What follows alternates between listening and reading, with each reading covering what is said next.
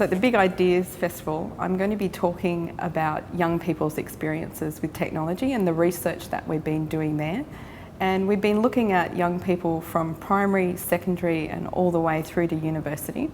And we've been asking them about their experiences with technology at school or at university, but then outside formal education as well. And the reason why we want to know some of that is that young people have a whole array of experiences, informal learning experiences outside school that can have a big impact on what they bring to the classroom in terms of their technology skills and their knowledge, but also their attitudes to using technology and particularly what they think technology is for and what it can help them with. So one of the areas we've been particularly interested in, and there's a lot of large-scale survey studies to tell us that socioeconomic status plays a big role in the types of skills students end up being able to demonstrate at school. So students from middle class backgrounds tend to see a wider range of technology use outside of school. So for example, those students are more likely to have one or both parents who work in professional occupations. So they'll see their parents using computers for work when they come home.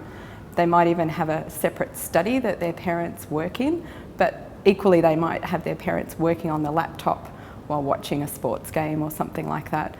So they're sort of getting an indication that computers are useful tools for doing business and work. And so this is quite different to students from disadvantaged backgrounds. So they might come from a household where maybe their parents don't work, or their parents might work in jobs that don't require them to bring any work home.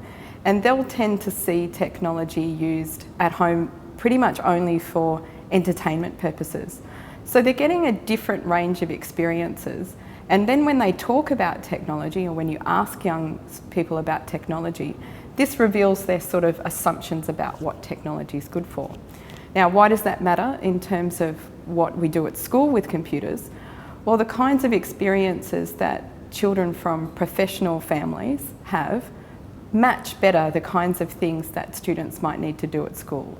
So things like maybe searching for information online. So if they've been doing that, say, at home with their parents, they're getting kind of coaching and modelling in a range of skills that are useful for, is that the information I'm looking for? What's the quality of that information? And that's really closely aligns to the type of activities that they need to do at school. The research breakthrough I think I'd really like to make, and a contribution I can think of being really worthwhile, is to understand at those different stages of formal education what it is that we can do to create opportunities for young people so that they can really develop and extend their digital literacy. Obviously, one of the things that we've found is that experiences are so diverse outside school that we just can't make the assumption that every student is starting at the same place. And although there are limits to what we can do at school, there are particular ways in which schools can address some of that digital inequality by providing particular types of experiences.